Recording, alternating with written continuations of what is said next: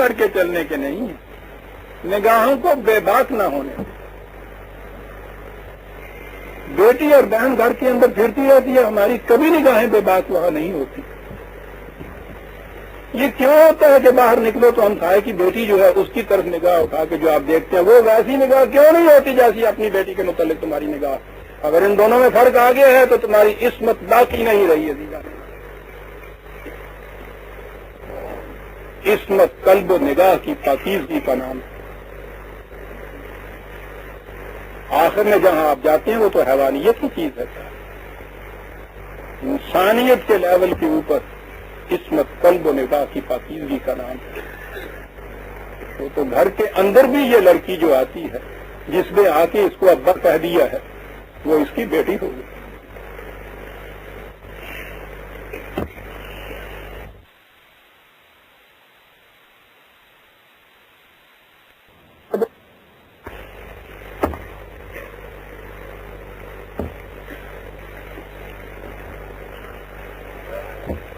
بڑی دور تک قرآن جاتا ہے۔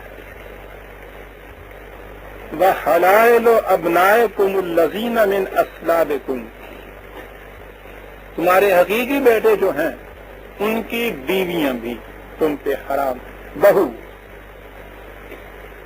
حالانکہ اس لڑکی کے ساتھ جو بیٹے کی بیوی بن کے آئی ہے وہ جو حرام کی فہرست ہے اس میں کسی میں بھی یہ نہیں آتی۔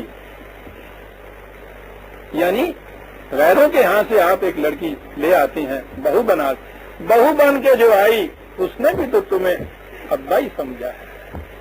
جب اس نے ابا کہا ہے وہ بھی بیٹی ہے تمہارے لیے۔ قرآن نے ایک استثناء کی ہے جسے متبنہ بنانا کہتے ہیں۔ یہ ایک رسم چلی آتی تھی، منہ گولا بیٹا جسے کہا جاتا ہے۔ قرآن نے اس کی اجازت نہیں دی۔ یہ اڈاپٹڈ جسے آپ کہتے ہیں، قانونی اس کی حیثیت آپ کے ہاں نہیں قرآن کے لیے، اور یہی چیز تھی کہ جس کو توڑنے کے لیے قرآن کریم میں ایک ہی واقعہ ہے صحابہ کبار کا جس میں نام لے کے ذکر کیا گیا، وہ حضرت زید کا ہے رضی اللہ تعالیٰ عنہ، اور اس میں یہ ہے کہ وہ رسول اللہ کے منہ بولے بیٹے تھے، انہیں حقیقی بیٹے کا درجہ نہیں دیا گیا قانون کی روح سے، اور جب قانون کی روح سے وہ حقیقی بیٹے کا درجہ نہیں تھا تو اس کی بیوی وہ حیثیت نہیں رکھتی جو اپنے صلبی بیٹے کی بیوی کی حیثیت رکھتی ہے۔ اس لیے یہ کہا کہ وَحَلَائِلُ أَبْنَائِكُمُ الَّذِينَ مِنْ أَصْلَابِكُمْ۔ اگلی چیز اور وَأَن تَجْمَعُوا بَيْنَ الْأُخْتَيْنِ، شروع سورہ نساء میں ہم دیکھ چکے ہیں کہ قرآن کا قانون ازدواجی زندگی کا مونوگیمی ہے، وحدت ازدواج، ایک وقت میں ایک بیوی۔ وہ صرف استثنائی حالات ہیں جن کا ذکر اس وقت تشریح سے ہم کر چکے ہیں، ہنگامی حالات ہیں کہ جس میں یتیم بیوائیں کثرت سے اتنی زیادہ تعداد ان کی قسم پرسی کے عالم میں جو رہ جائیں، کوئی پروٹیکشن کہیں نہ ملے، کبھی ایسی صورت جیسے جنگ کے عالم میں ہوتی ہے پیدا ہو جائے، صرف اس ہنگامی حالت کو نبھانے کے اس کے لیے اس کا ایک علاج قرآن نے یہ بتایا تھا کہ یہ شکل اس میں اختیار کی جا سکتی ہے، ان کو پروٹیکشن دینے کے لیے، ان کو حفاظت دینے کے لیے ایک سے زیادہ بیوی کی جا سکتی ہے۔ قرآن نے صرف ایک ہی جگہ یہ اجازت دی ہے اور وہ ان شرائط کے ساتھ ہے۔ تو اگر ایسی صورت پیدا ہو جائے تو اس میں بھی ایک چیز قرآن نے کہی ہے کہ ایک وقت میں دو بہنیں اکٹھی نہ کرو، یہ بھی حرام ہے، دو بہنیں۔ لیکن ہمارے ہاں اس میں بھی ہماری فقہ میں پھر آگے اضافہ ہوتا ہے۔ خدا نے تو کہا صرف دو بہنیں، انہوں نے کہا کہ بات نامکمل رہ گئی۔ بہنیں صرف نہیں، پھوپھی بھانجی بھی نہیں، پھوپھی بھتیجی، خالہ بھانجی، یہ بھی اکٹھی نہیں کی جا سکے گی۔ وہ ایک اصول ہمارے ہاں فقہ میں دیا جاتا ہے، دو عورتیں کون سی اکٹھی نہیں کی جا سکے گی کہ ان میں سے اگر ایک مرد ہو تو اس کی شادی اس دوسری عورت کے ساتھ حرام ہو۔ دو بیویوں کی صورت میں یہ دیکھ لیجئے کہ اگر ان میں سے ایک مرد ہو تو دوسری اس عورت کے ساتھ وہ شادی نہ کر سکے جہاں وہ حرام ہے۔ اس قسم کی دو عورتیں اکٹھی نہیں کی جا سکتی۔ قرآن نے صرف یہ کہا تھا کہ دو بہنیں اکٹھی نہیں کی جا سکتی۔ یہاں صرف یہی نہیں کہ کوئی انٹرپریٹیشن یا اس کی تفسیر یا تشریح جو ہے وہ مختلف ہو گئی، بلکہ اس فہرست کے اندر اضافہ ہو گیا ہے۔ وہ اتنے سے یہ چیز قانون جو تھا یہ نامکمل تھا، اس میں اضافہ ہو گیا ہے یہ چیز۔ پھر میں عرض کر دوں کہ اسلامی حکومت اگر ہوگی، کوئی خاص ہنگامی حالات ایسے پیدا ہو گئے ہیں اس میں وہ اس قسم کے قوانین رائج کر سکتی ہے کہ عام حالات میں ایک چیز کی اجازت ہے، اس پہ کوئی پابندی عائد کر دے۔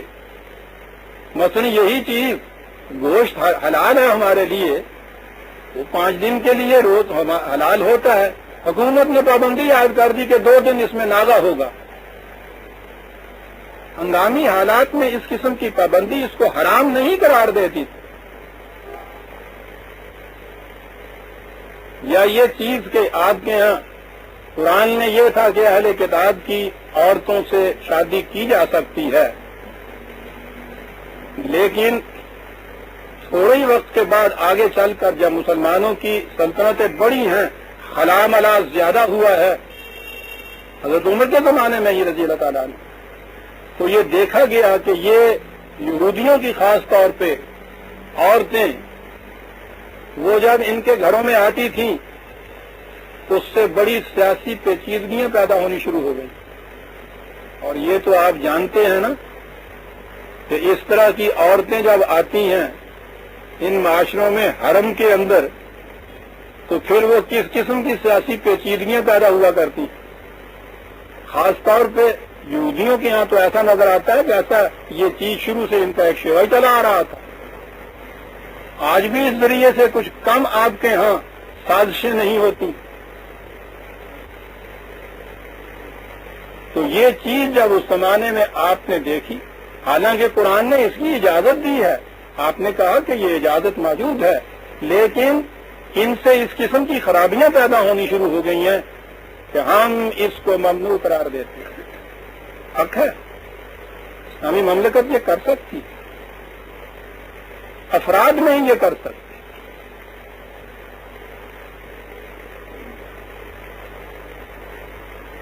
یہ فرق سامنے رکھا جائے تو یہ پیچیدگیاں ساری حل ہوتی چلی جاتی۔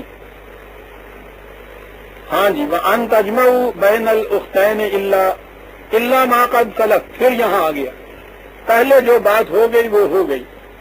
اس سے بھی یہ نظر آتا ہے کہ پہلے ان لوگوں کے ہاں یہ رواج تھا، جب بھی کہنے کی ضرورت پڑی کہ جو پہلے ہو گیا وہ ہو گیا۔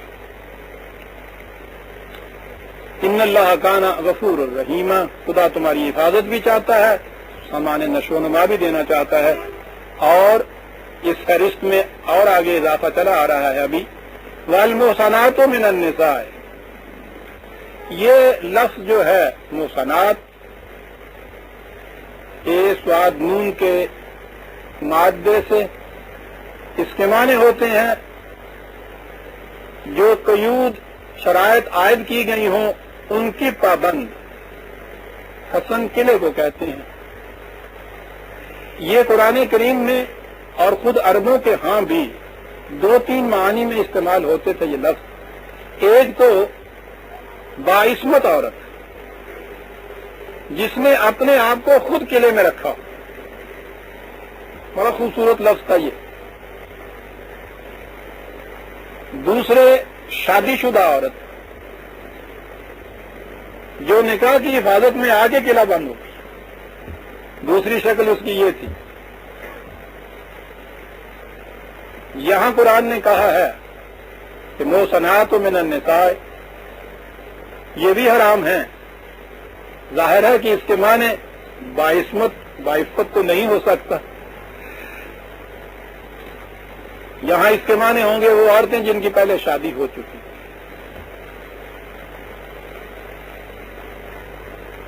اب اس میں کہا ہے الا ما ملکت ایمانکم. ما ملکت ایمانکم کی تشریح بہت دفعہ آ چکی ہے. جن کے مالک تمہارے دائیں ہاتھ ہوئے ہوں، یہ ایک اصطلاح ہے، ایک ٹرم ہے، عربوں کے ہاں رائج تھی. مختصراً عرض کر دوں کہ کسی کی ماتحتی میں کام کرنے والے وہ بھی اس میں آتے تھے. خود بیویوں کے لیے بھی یہ لفظ استعمال وہ کرتے تھے جو ان کے لیے قید نکاح میں آ کے ملک میں آ گئیں، اور غلاموں اور لونڈیوں کے لیے تو عام طور پہ یہ لفظ ہوتا تھا استعمال. اب یہاں یہ ہے شادی شدہ عورتیں بجوز ان کے الا ما ملکت ایمانکم، اس میں وہ لونڈیاں بھی شامل ہو سکتی ہیں. جیسا میں نے عرض کیا تھا کہ یہ سارے لونڈیوں کے متعلق احکام ان لونڈیوں کے سلسلے میں ہیں جو اس زمانے میں عرب معاشرے میں موجود تھی. ظہور اسلام کے وقت عربوں کے گھروں کے تھی اندر، غلام باہر کام کرتے تھے. جنگ میں گرفتار عورتوں کو لونڈیاں بنایا جاتا تھا. قرآن کریم نے جنگ کے قیدیوں کے متعلق تصریحی حکم دے کے کہ انہیں چھوڑنا ہوگا، خواہ فدیہ لے کر خواہ احسان کے طور پر. کوئی تیسری شکل جنگ کے قیدیوں کی جائز نہیں ہے اسلام میں. یہاں سے اس نے غلاموں اور لونڈیوں کے دروازے آئندہ کے لیے ہمیشہ کے لیے بند کر دیے. جو موجود تھی اس زمانے کی، ان لوگوں کے گھروں میں بھی تھی، کاروبار میں بھی یہ لوگ ہوتے تھے، ان کو آہستہ آہستہ اس نے ان خاندانوں کا جزو بنایا یا آزاد کرتا چلا گیا. جو ان کے گھروں کے اندر تھی انہیں اس نے بیویوں کا درجہ دے دیا، ان کی اولاد کو اولاد کا درجہ دے دیا، جزو بنا لیا. یہ ہیں وہ لونڈیاں جو اس سے پیشتر ان کے ہاں آ چکی ہوئی تھی. ان میں سے شادی شدہ بھی ہوں گی، یعنی پہلے جن کی شادی ہوئی ہو وہ جنگ میں گرفتار ہو کر آ جائے. اب دیکھیے قرآن کہاں تک جاتا ہے کہ جب کہا گیا کہ شادی شدہ عورت جو ہے وہ حرام ہے تو اس میں یہ بھی آ سکتی تھی، لیکن کہا کہ یہ جو پہلے ہو چکا ہے اس قسم کی آ گئی ہے نہیں. ایک اور بھی استثناء قرآن نے کی ہے شادی شدہ کی، وہ ہے 60/10 میں، 60/10 میں. ہجرت کے بعد ایسی عورتیں مکے میں رہ گئیں جو اسلام لے آئی تھیں اور ان کے خاوند اسلام نہیں لائے.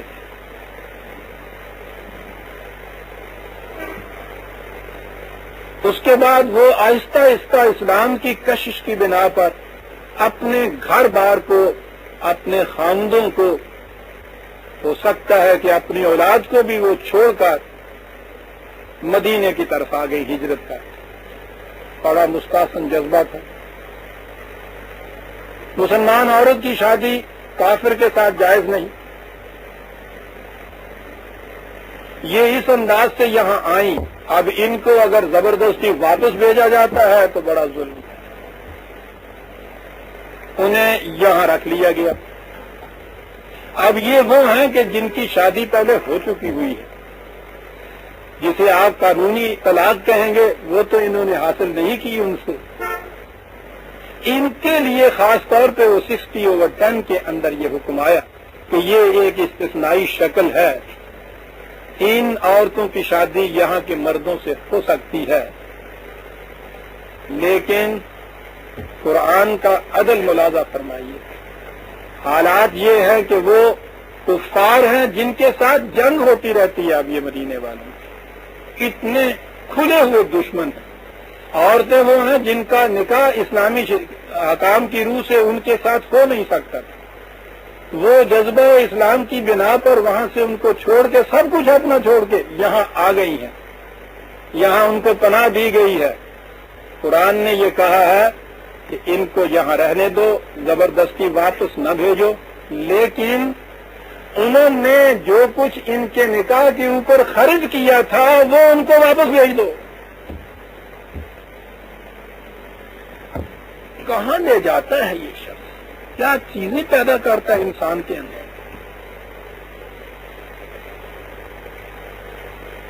دنیا نے کہا everything is fair in love and وار.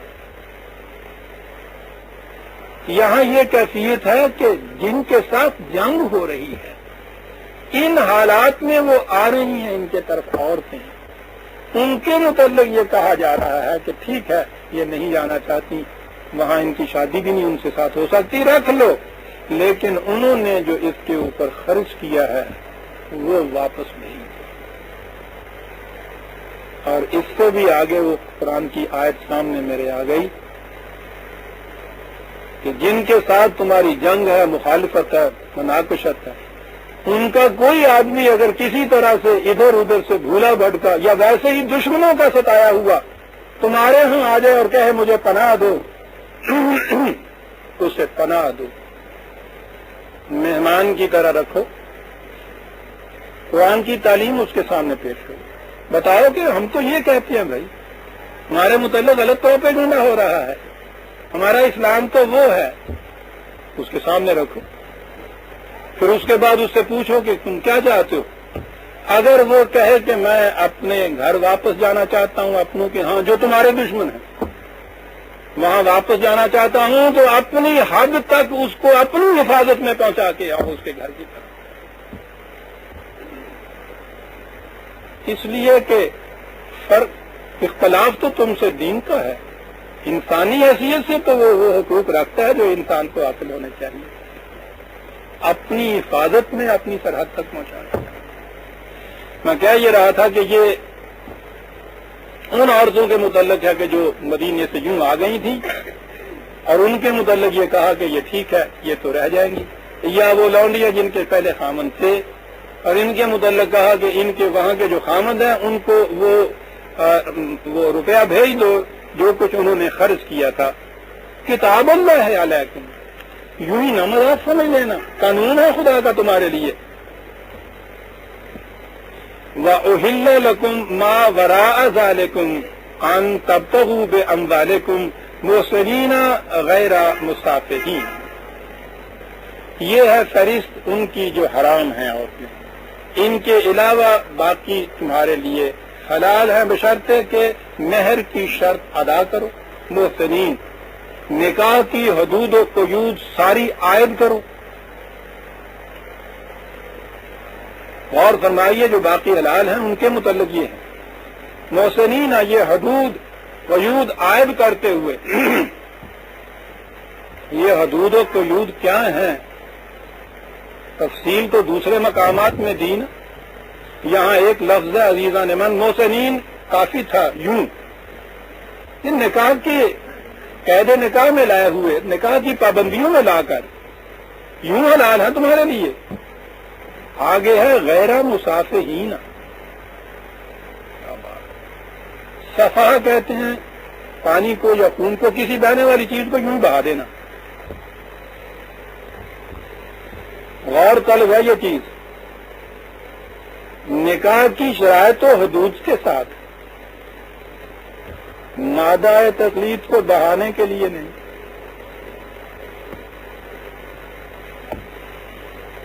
جذبات شہوت کی تسکین کے لیے کیا لفظ استعمال کر گیا قرآن.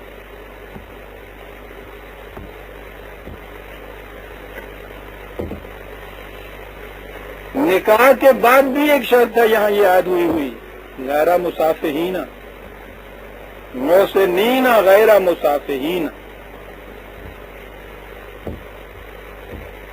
بات بڑی دور تک چلی جاتی ہے. یہ کہا تھا نا کہ مقصد اصل جو تھا تزویج کا اور نکاح کا وہ تو ایک جنتی انداز کا گھر قائم کرنا ہے. افزائش نسل جو ہے یہ ایک ضمنی چیز ہے, اور اتنی سی چیز جو حیوان اور انسان دونوں میں مشترک ہے. افزائش نسل تو سب حیوان کرتے ہیں, فطرت کا تقاضا ہے.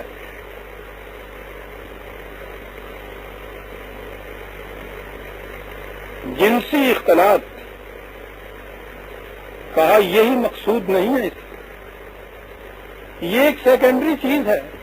یہ بھی ہو اصل مقصد تو نکاح کا وہ تھا کہ باہمی رفاقت کی زندگی، تزویج کی زندگی، گاڑی کے دو پہیے، یوں کاروان انسانیت کو آگے لے جانے کا ایک پروگرام، اس کو ذہن میں رکھو۔ یہی مقصد نہیں ہے اس سے، غیر مصافحین کہ جنسی خواہشات کی تسکین کر کے چلے جائیں۔ بڑی حکمت اور غایت اور فلسفہ بیان کیا جاتا ہے صاحب۔ یورپ میں جا کے بھی ہمارے ہاں کے اب جدید مفسرین کہتے ہیں ہم ان کو قائل کر آتے ہیں 4 بیویاں کرنے کی۔ قائل کیسے کر آتے ہیں؟ کہتے ہیں بتاؤ تمہارے ہاں جب ایک میاں بیوی ہوتا ہے تو اس کے بعد پھر وہ آرام کاریاں کرتا پھرتا ہے نا، چڑیاں کرتا پھرتا ہے، تو وہ حرام کاری کو روکنے کا ایک ہی طریقہ تھا کہ اس سے اس طریقے سے حلال کاری کراتے چلے گئے۔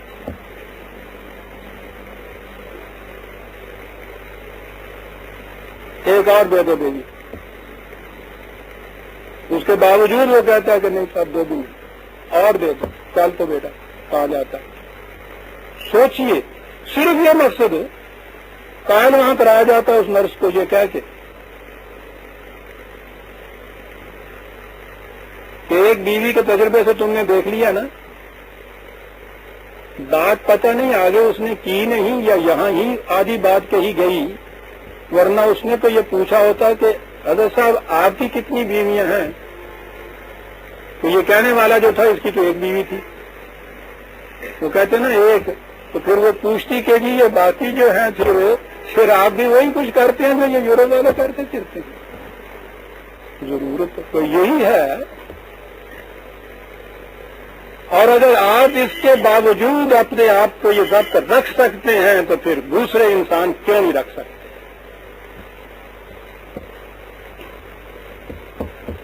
یہ حکمت اور فلسفہ بیان ہو رہا ہے 4 شادیوں کا۔ آج قرآن کہتا ہے غیر مصافحین، یہ نہیں غائب، اس غائب تو محسنین کی کیا بات کر گیا یا غیر مصافحین کہہ کے عزیزہ نے کیا بات کر گیا۔ میں نے اسی لیے عرض کیا ہوا کہ قرآن پہ چلیے تو ایک ایک لفظ کے اوپر کھڑے ہو جائیے، گھنٹوں دنوں مہینوں سالوں گزار دے دیے ایک ایک لفظ کے اوپر، آپ دیکھیں گے کیا کیا کہتا چلا جاتا ہے قرآن اس کے ایک ایک لفظ کے اندر۔ اعجاز تو اس کا اسی ایجاز کے اندر ہے، الفاظ ایسے انتخاب کر کے لایا ہے، انتخاب کیے ہوئے خدا کے الفاظ ہیں صاحب،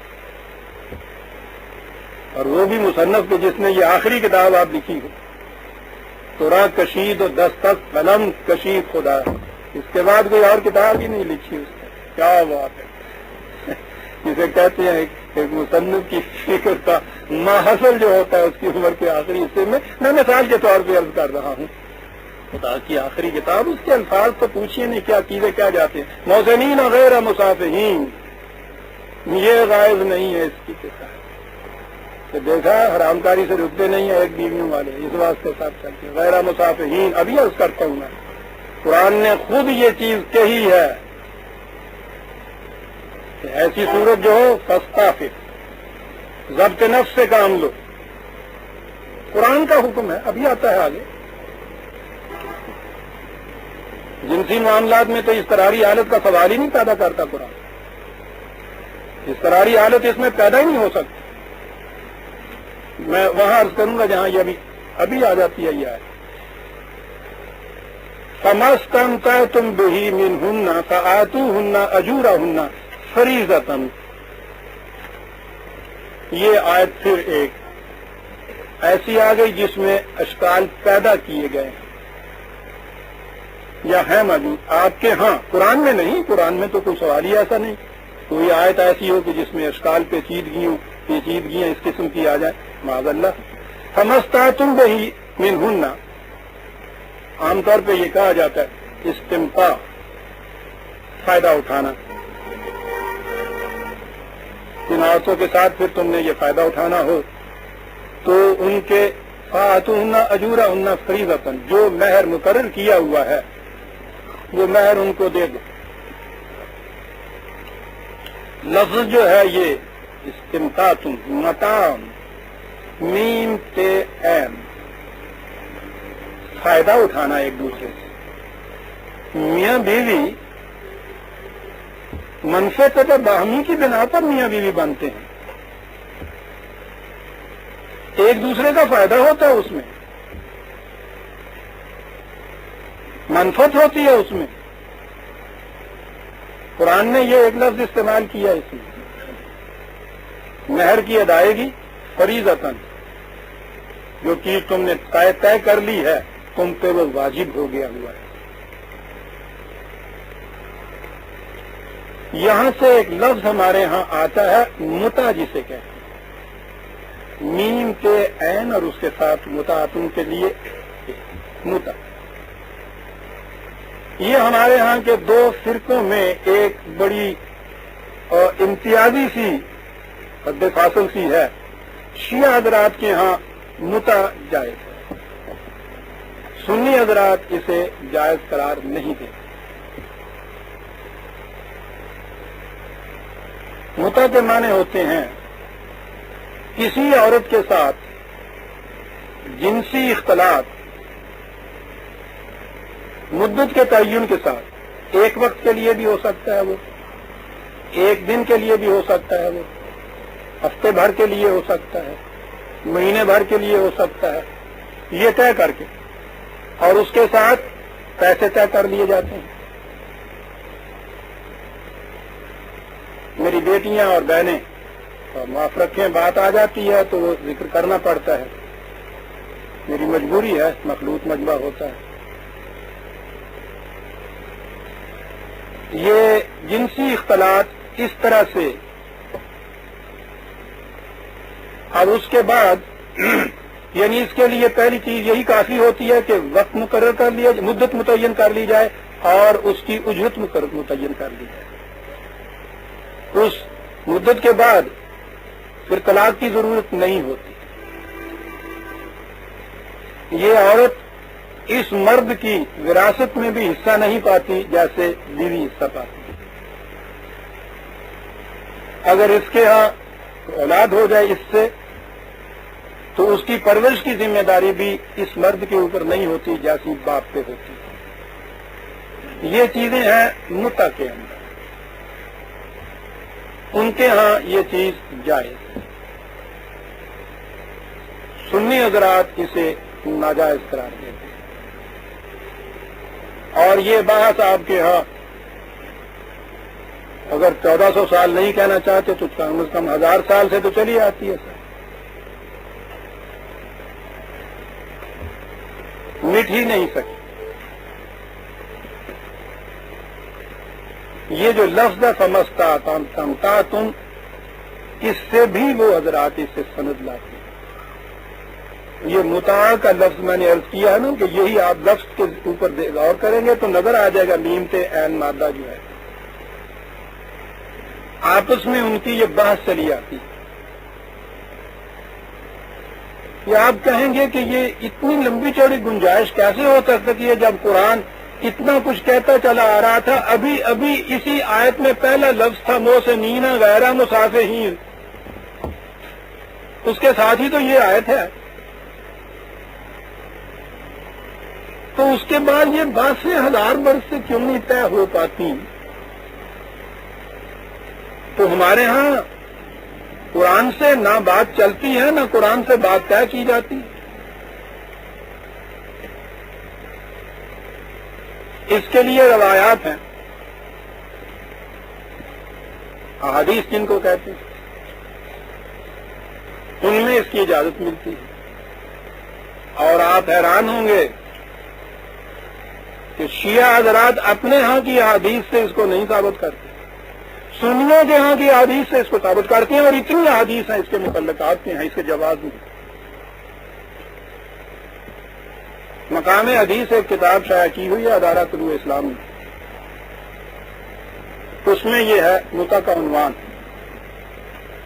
سنیوں کے ہاں کی احادیث جن کو شیعہ حضرات پیش کرتے ہیں ان کے مقابلے میں۔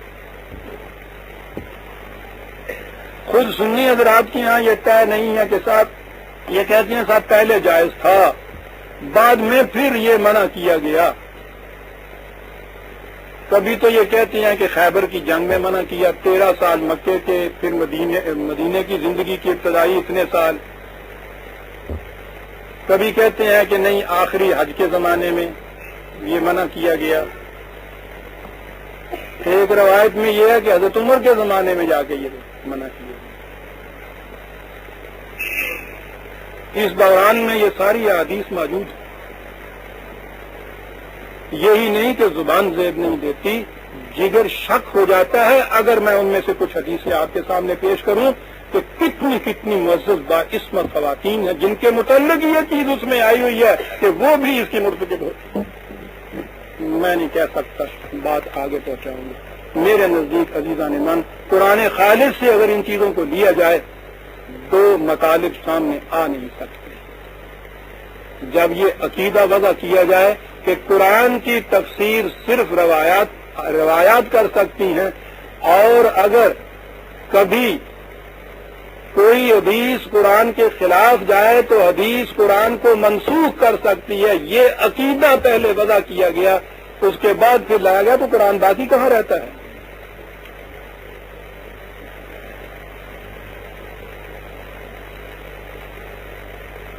لہذا قرآن نے کہا یہاں یہی کہ یہ چیز اب میاں بیوی بنتے ہو، منفعت خیش کی چیز ہے، مہر طے کیا گیا ہے۔ میں نے عرض کیا تھا، مہر وہ تحفہ ہے جو مرد اپنی محبت اور رفاقت کے جذبے کے اظہار کے لیے بیوی کے پیش کرتا ہے۔ اسے کہا گیا ہے کہ یہ دینے کی چیز ہے، دیا کرو، مذاق کی چیز نہیں ہے، رواج کی بات نہیں ہے کہ میں دی 1.25 لاکھ روپئے۔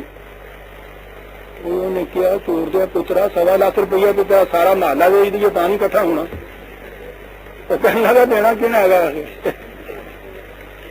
وہ لکھانے کیوں نک رہ جاتا برادری ساڈے ایسا ہی لکھیا جاتا۔ دوسرے پاسے برادری جی وہ کہتی ہے جی میں شرعی، تو شرعی کی 32 روپیے تو خبر نال کچھ لگے،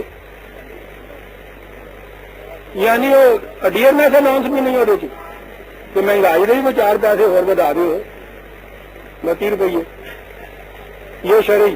ان سے پوچھو کہ قرآن تو کہتا ہے کہ اگر تم نے قنطار دے دیا ہو، سونے کا ڈھیر دے دیا ہو، پھر بھی واپس نہ لاؤ، یہ 32 کہاں تم نے سکوڑ دیے؟ اگر چھوٹا نہیں تو 1.25 لاکھ دی، یہ سمٹونے میں پہ تو 32 روپیے۔ قرآن کہتا ہے کہ یہ تو ایک تحفہ ہے، مرد اپنی محبت کے اظہار میں اس کو پیش کر رہا ہے، اس پہ پابندیاں کون عائد کر سکتا ہے؟ کبھی تحفوں پہ بھی پابندیاں عائد ہوا کرتی۔ وَلَا جُنَاحَ عَلَيْكُمْ فِيمَا تَرَاضَيْتُمْ بِهِ مِنْ بَعْدِ الْفَرِيضَةِ إِنَّ اللَّهَ كَانَ عَلِيمًا حَكِيمًا۔ اور یہ بھی چیز ہے، تحفہ بھی دیا تم نے محبت کے ابتدا کے اوپر، میاں بیوی کے ساتھ تعلقات کی خوشگواری ہے، اس نے اس کے بعد یہ کہا کہ ہاں صاحب یہ ٹھیک ہے، تمہیں ضرورت ہے آپ لے لیجیے، اس میں سے رکھ لیجیے، اتنا سا لے لیجیے، میں بھی ختم کر رہا ہوں، اتنا سا ختم لے لیجیے۔ آپس میں کچھ محبت کی بنا پر رفیق بن گئے ایک دوسرے کے، تجویز کی زندگی بن گئی۔ اب دونوں میں کون سی چیز ایسی ہے جو مشترک رہے گی؟ وہ تو قانون کی بات ہو رہی، قانون میں وہ بڑا اٹل ہے، ذرا میں لحاظ نہیں کر رہا چھوٹا، اور قانون کے بعد جب محبت کی بات آتی ہے تو کہتا ہے اب قانون کیا ہوتا ہے، اس کے اندر سارا دے دو، آدھا دے دو، محبت کی بات ہے۔ یہاں تک ان اللہ کان علیمًا حکیما، علم تھا ہمیں اس لیے قانون کی بات ہم نے کر دی، حکیمن حکمت بھی ہمیں آتی ہے۔ حکمت کی بات یہ ہے کہ قانون کی جگٹ بندی کاسٹ آئرن نہیں ہوتی، محبت کی بنا پہ بامی رضامندی سے یہ کرنا چاہتے ہو یہ کر لو۔ سورہ نساء کی آیت 24 تک ہم آ گئے عزیزان من، 25ویں آیت سے ہم آگے لیں گے۔ اسی سلسلے میں یہ آیات آتی چلی جاتی ہیں۔ ربنا تقبل منا انک انت السمیع العلیم، ایک ضروری اعلان